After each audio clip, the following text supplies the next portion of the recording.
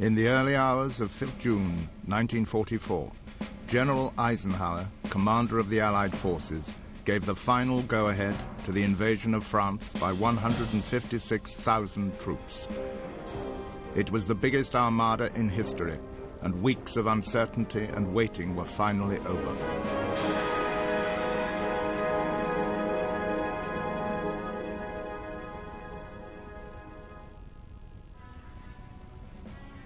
Under complete radio silence, 75 convoys consisting of 6,500 vessels left the shores of the UK and slowly made their way towards Normandy.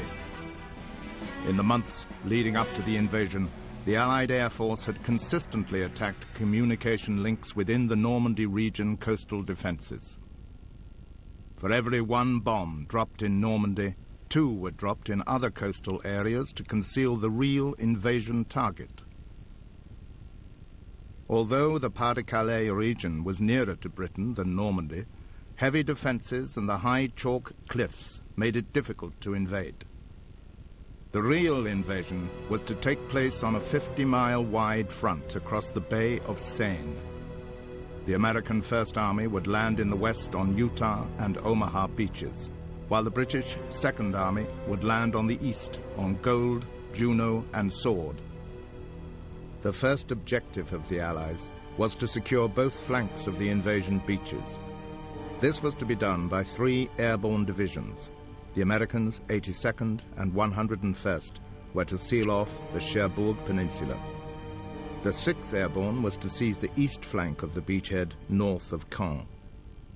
In order to achieve this, they had to take the vital crossing over the River Orne and the Caen Canal, destroy the bridges in the Dee Valley, and secure the high ground overlooking the beachheads at La Plan.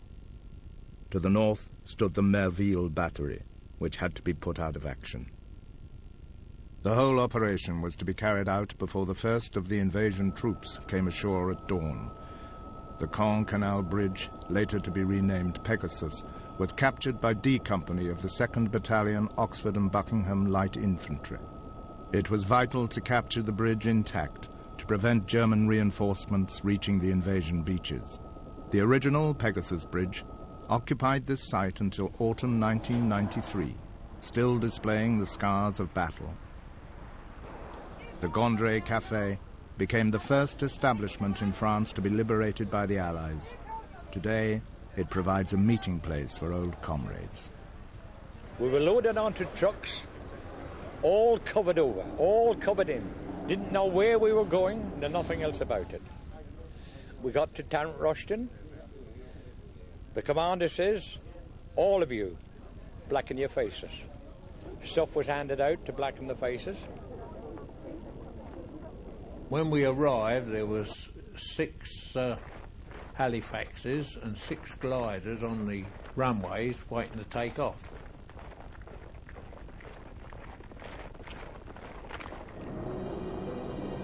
Once being in that glider and then taken off, my thoughts began to wander back to my wife. They were singing to boost up our morale. I was frightened to death of it, wondering what was going to happen when we eventually landed here.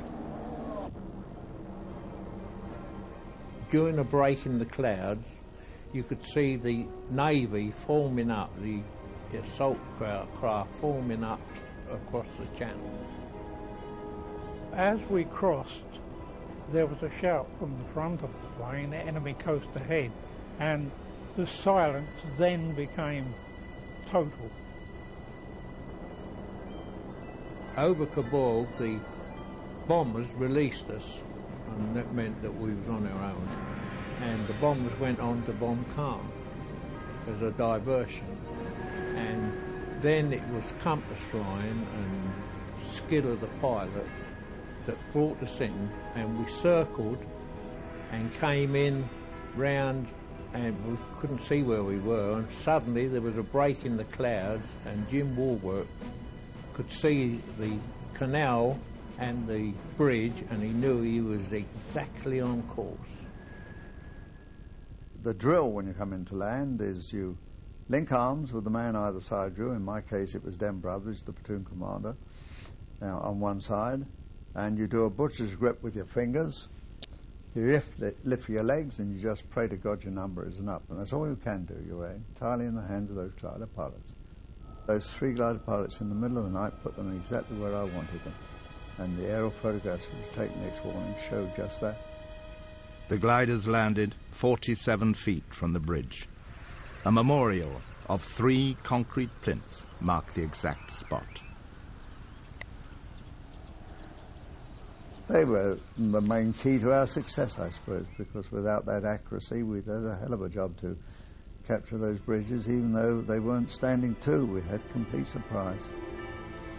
Once both the canal and the bridge were firmly in their control, Corporal Ted Tappenden was detailed to contact the 5th Airborne Brigade, which was supposed to be making its way to the bridge to act as a reinforcement. I laid on that road for an hour, solid hour, and all I was saying was, hello Ford dog, ham and jam, ham and jam. In the end, I got so fed up with saying it, I said, hello Ford dog, ham and jam, ham and bloody jam, what the hell don't you answer? What I didn't know was that they'd lost their wireless on their landing. The 5th Airborne Brigade in fact began landing near Orneville and was ordered to make its way to Benneville. Before it could arrive, in the distance could be heard the clanking of armoured vehicles. We settled down and we could hear tank trap sounds on the road from the Benneville direction. Sergeant Thornton took the Piat and went up to the crossroads, and he hadn't been there very long when they heard tanks. The first tank started rolling very, very slowly down the road. So I thought to myself, well, I'll have to let him come as near as I possibly can. As he came along, I just let go. Bang! It hit him straight in the middle. But I was hoping and praying that I wouldn't miss, because if I missed that tank, it took ages. I only 2 bombs with me, and it takes you ages to reload, cock the bloody thing back, and then by the time you've done all that, the bloody tank's down the bridge. If it hadn't been for Sergeant Thornton, I don't think any of us would have survived. We had nothing really to stop tanks. Most of the Piats were out of action, and I think the tanks would have come down and just wiped out the whole lot, the cafe and everything. Fortunately, the cafe did survive. In the initial assault on Pegasus Bridge, 2 men were killed and 14 wounded. During the fighting, the cafe played an important role as a first aid station.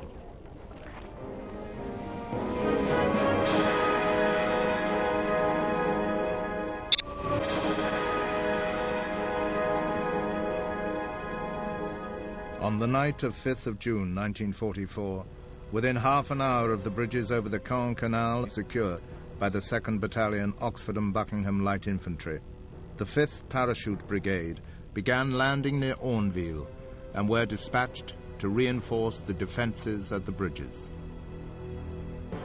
To the southeast, the 8th Parachute Battalion, supported by the Royal Engineers, dropped near the village of Troarn, where they were to destroy 2 bridges, whilst the 1st Canadian Parachute Battalion dropped further north near Varaville in order to destroy a further 2 bridges in the Dee Valley. The 9th Parachute Battalion was to land and silence the German battery at Merville, which was threatening the invasion beachhead at Sword. Throughout the night, the 6th Airborne Division took off towards the coast of Normandy.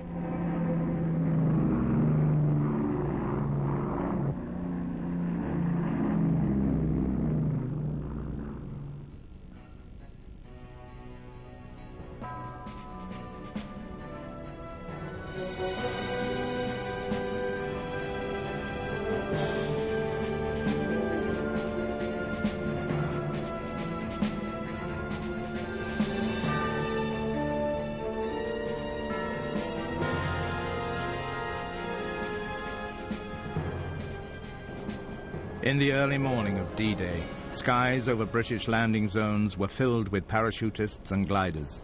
Up to 250 aircraft were dropping troops in the area at the same time. Such was the congestion that several Dakotas nearly collided with each other.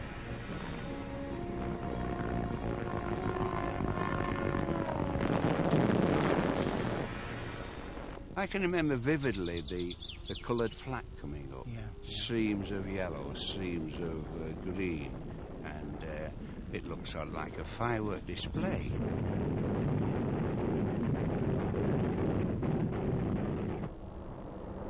A lot were getting hit because they were dropping at 800 feet. Yeah. Well, even near almost a pistol shot would hit the aircraft. The experience of dropping into enemy-occupied territory at night could be a terrifying ordeal.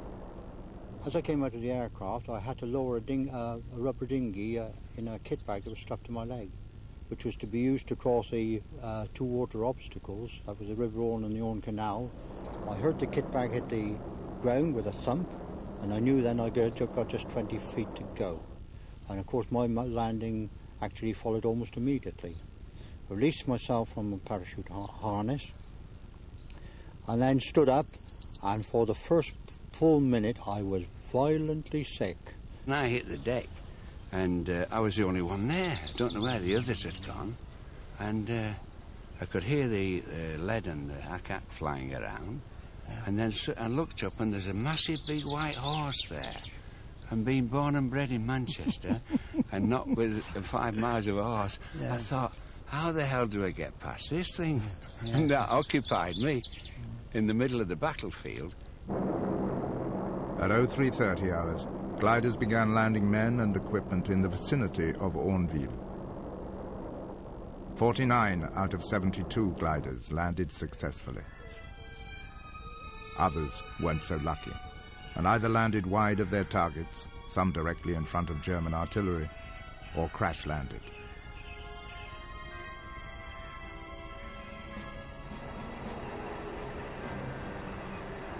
At the end of D-Day, out of 16,000 airborne troops which had landed, 4,500 were either killed, wounded, or taken prisoner. However, by the evening of June the 6th, the 6th Airborne Division had gained all their objectives and were firmly established on the eastern flank of the River Orne. Local German garrisons acted immediately and did not take long to react to the surprise of the airborne landings. In the days that followed, the Germans briefly succeeded in forcing their way into Orneville, but were repulsed after bitter fighting.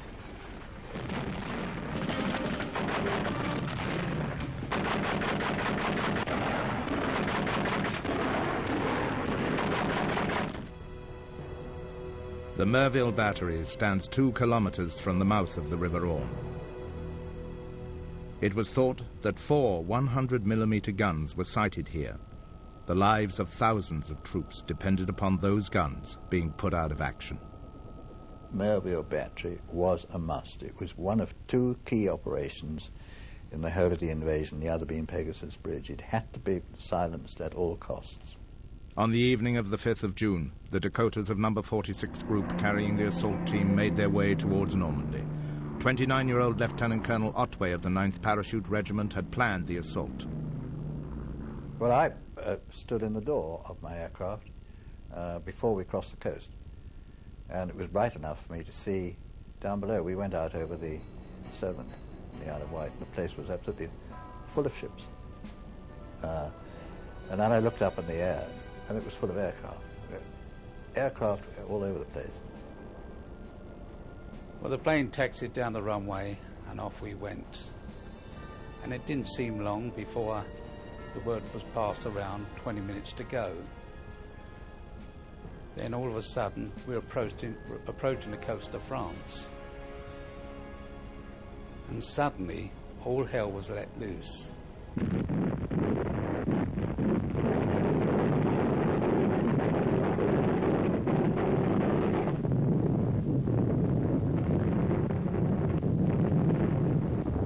When I jumped, I had the clear impression that an shell had exploded near the tail of the aircraft, because I didn't really jump, I was thrown out of the aircraft, thank goodness, because the decision was taken away from me.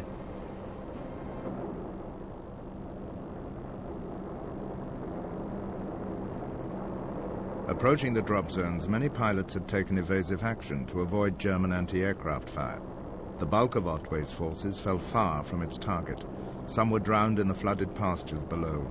The cost to Otway in men and supplies and morale was immeasurable. I was absolutely demoralised. I was expecting to see 100 of us there, but I didn't know where I was. And suddenly one parachute came down. I was absolutely shattered. 100 all ranks out of 700 that we'd taken off with. And we were due to move off according to orders at 2 in the morning. But I hadn't told anybody, but I'd kept a reserve of 15 minutes up my sleeve, so to speak. So I waited those 15 minutes, and another 50 men came in, and that was it. That was all I had, 150 all ranks. And I had 20 Bangalore torpedoes out of 60, one radio set which didn't work, and I later discovered I had no mine detectors, no tapes, and I had one Vickers machine gun out of 6. I had no mortars. In fact, I had really damn all, except a good bunch of men. Many of Otway's men perished in the pastures deliberately flooded by the Germans. Once they got into that water, which had a base of sucking mud. The cover, I heard Len say,